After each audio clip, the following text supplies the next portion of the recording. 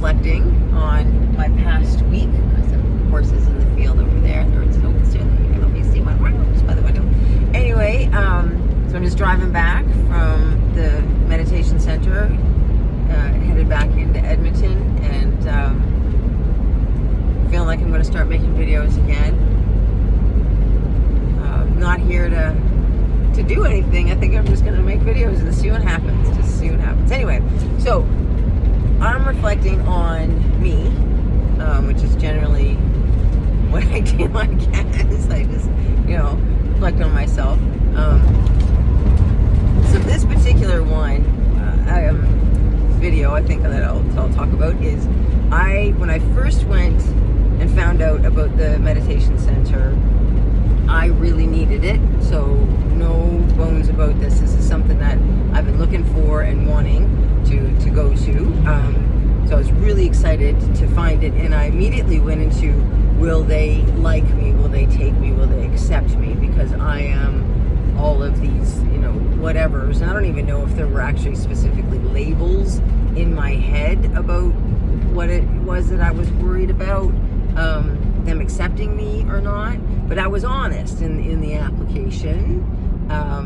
And, I told them about, alcoholism. I told them about DMT. I told them about LSD. I told them about psilocybin. I told them about all the things. I don't recall if I talked a lot about the actual trauma that I've encountered in the body. I don't think I did, but it was very, please take me. Oh, please accept me. I'm desperate to come, and I just need you so badly. Really, that kind of feel to it. And maybe that's, a bit over the top, but that's how it felt for sure. Inside of looking back. So that was my first application to go for what they call a sit course. So I sat the course, and during the course, you get there and you have to fill out another form that what they call an assistant teacher takes and sort of has for ways to support you. And I'm going to use air quotes with that one, because they also say at this meditation center that they are not in a position to do a lot of support to any of your triggers or traumas. They're going to teach you this meditation technique and full stop. So, reflecting back, it was well, why are you asking me these questions if you say that you won't and can't hold space for somebody when stuff bubbles up? So that aside, I again went into that form, and there's a specific energy that I'm recognizing in myself that bubbles up when I shouldn't do something that I'm in the middle of doing. So it wasn't that I shouldn't have sat the course. I definitely should have sat the course, but I should not have told these people the things that I told them. So one of the things that I filled out, there's a little spot that says occupation in there. And of course, I have this burning desire, I guess, or aspiration or something inside of me that has a longing for being of service. And I understand that all of that is very clingy and attachments and, aversion to things and, that whole, I get that, but that's the truth about me. I have this thing that I can do for people, not all people, just the people that are supposed to come to me, that, we offer the zhuzh, and, we channel the beings, and we've got all that. So I was honest, and in my occupation, I put healer on it, and of course, again, I was very spitzy in, answering the questions on this application of, the relationship with my family and past traumas, and, it was really, really, really spitzy. So,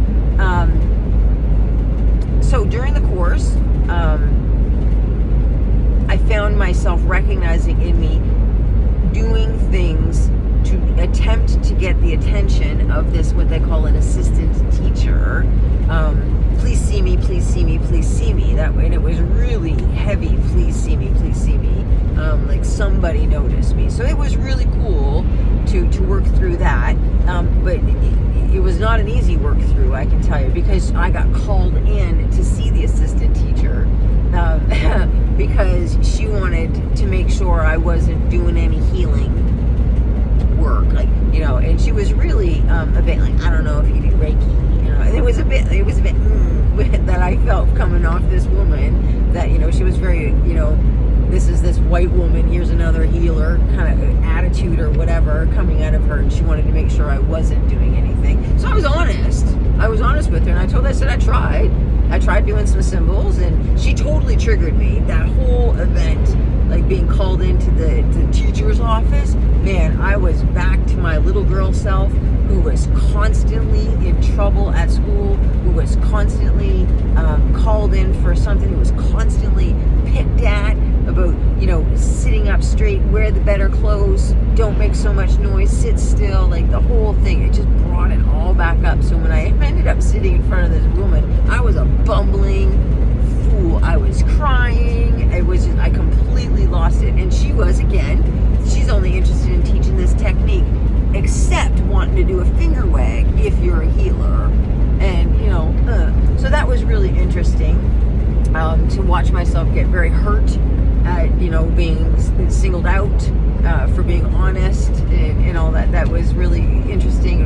And watching myself get caught up in the please see me and do you like me and will you accept me, and, you know, searching for love from and acceptance from somebody, especially a teacher or a parent, because that never happened in my life. I never really received that from them, and I mean, that's okay. I mean, I'm not trying to boo-hoo about it. It's just that's the way it was.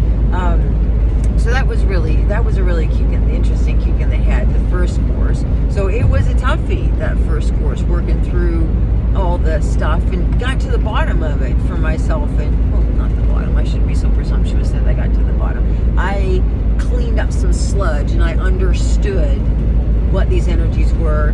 And then, just at the point of this teacher, I went back the next day because of my little outburst of, you know, being called into the teacher's office traumas, she never got the chance to ask me about the healer. So that actually happened, now that I'm recalling, but that actually happened the next day when I went back to say, listen, I interrupted you with my outburst, and you never got to ask me the question. What was your question? And the first thing when she got all about the technique, she was, you know, get all disciplinary with me. But then she answered it anyway, and she said, I just wanted to make sure you're doing the healer stuff, and that's where I was honest with her, and yada, yada, yada. And I understood in that moment that it was like, okay, this is not a safe person to be myself with.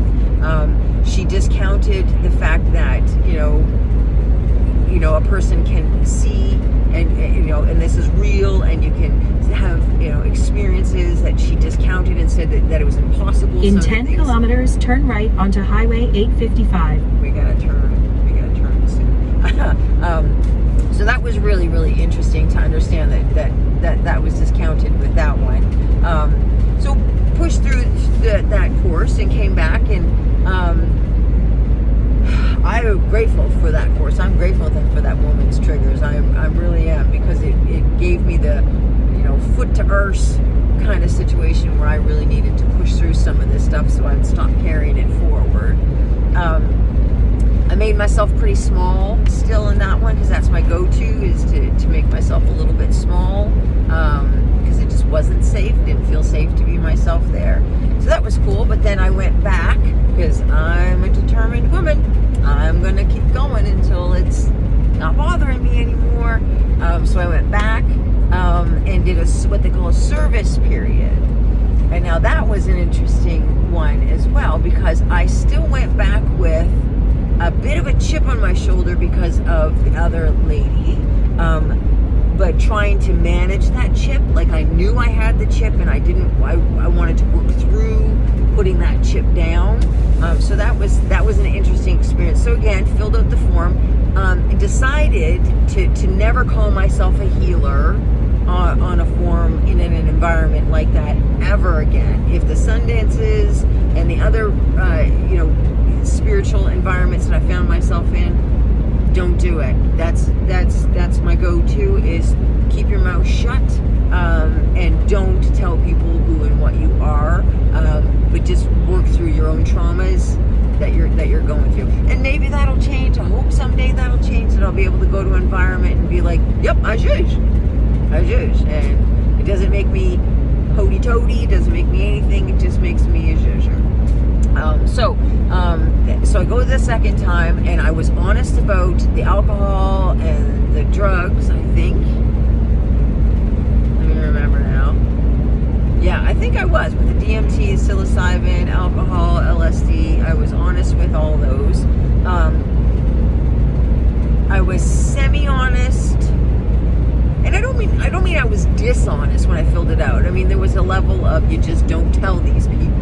Just don't tell these people. Just tell them everything, everything is fine, or everything, be really sort of, very surface about it. So I wasn't being dishonest. I just wasn't being fully forthcoming, I guess, is the better way to describe it. So I go there the second time, and then this woman, who was another AT of this course,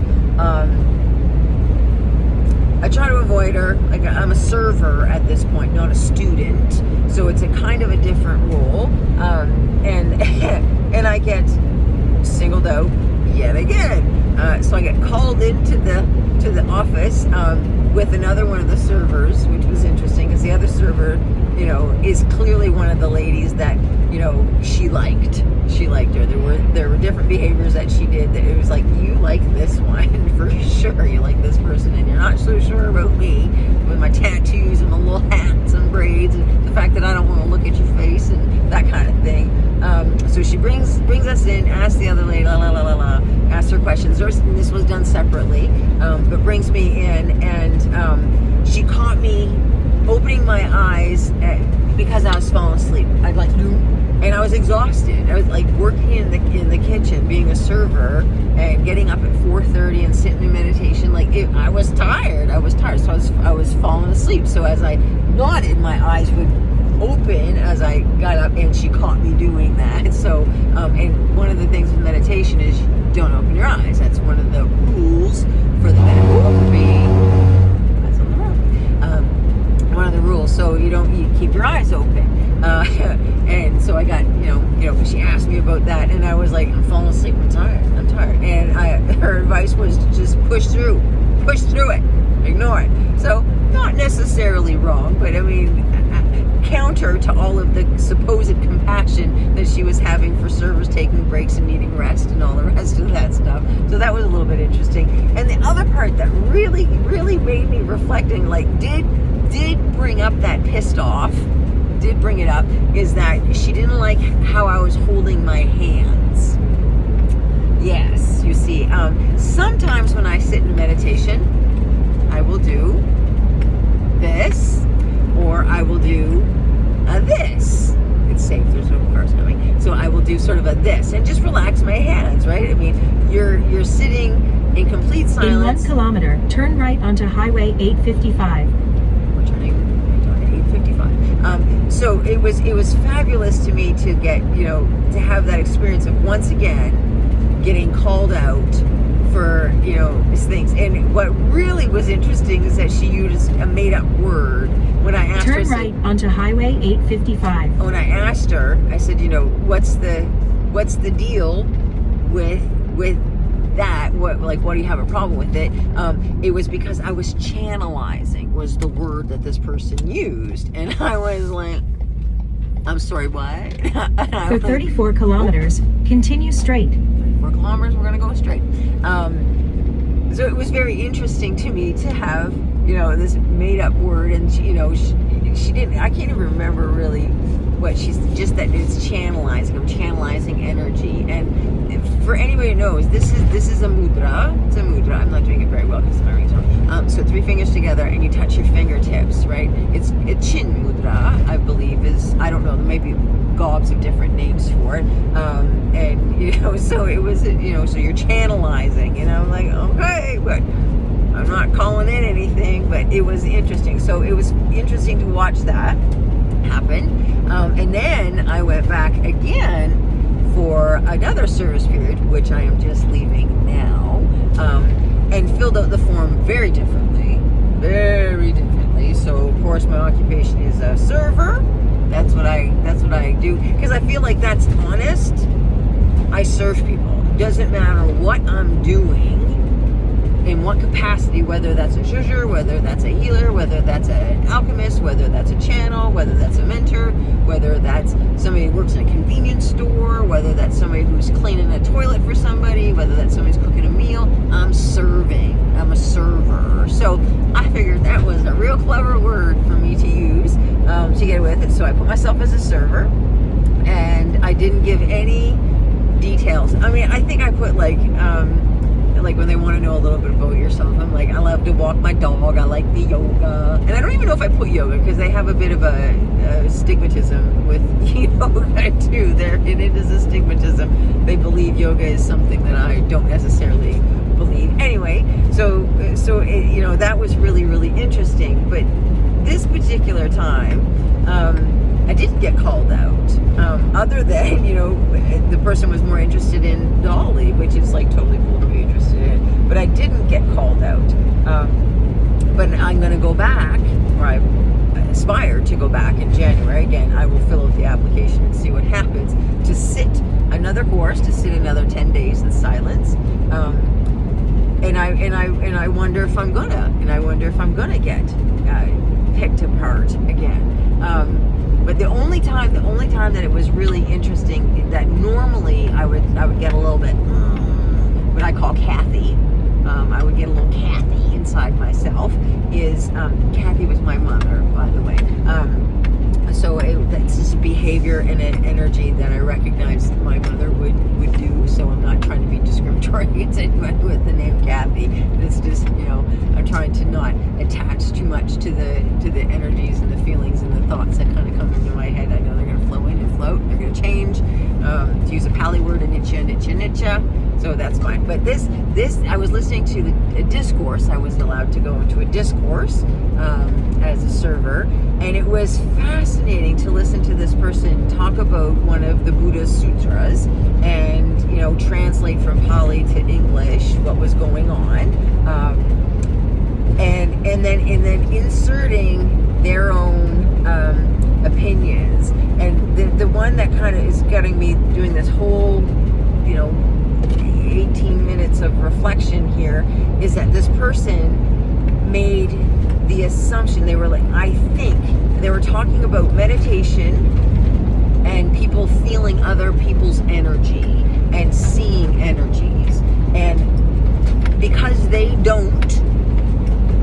think it was possible. They don't think that that's a thing. They think as a meditator you shouldn't. If you're a real true meditator, you shouldn't do that. And it was interesting because it was like, they think that's what they think. So they say that. So looping that back to that very first person who called me out for being a healer, and they all seem to believe whatever this teacher says. Like this person's got the juice, and this is the way to, non-suffering inside of themselves, and liberation and that sort of thing, and maybe it is, but it was really interesting to go, wait a minute, you think it's your opinion that people can't feel other people's energies, or if they do, it's because they are lacking in a skill set. And it was fabulous to watch myself go, well, then that's something. I don't agree. And not get all about it, not get all mouthy about it. Just go, I disagree. I absolutely disagree with you, and I think that's a really interesting, limiting thing that you are bringing to the table as this person who is, and I mean, thousands of people believe and follow the word of this gentleman. I mean, he's dead now, but they believe it, and I'm like, well, this part I disagree with. I don't disagree with many of the other things he says. I mean, this guy is super smart. Clearly, he's got this little connection to a Buddha energy, and you know, does his own little channeling, which, you know, can't possibly be real, but I'm telling you, when I watch the little videos of the guy talking, I'm like, but what's that right there that's happening? But it was really interesting. And now as I drive back to Edmonton and move back into this life that I've found myself living, with less inside of me, right? So so that's my reflection, is just sometimes you gotta go do the things that you don't want to do, and you gotta sit there and listen to the things that you don't want to listen to, because it's good for you. It's good or it was good for me, right? I mean, I don't want to prescribe to anybody else, but it was really good for me. So, you know, talking to myself here, because there's nobody else than with a pulse. Lots of things, but nothing with a pulse. So I'm proud of myself that I am less concerned with what people think of me.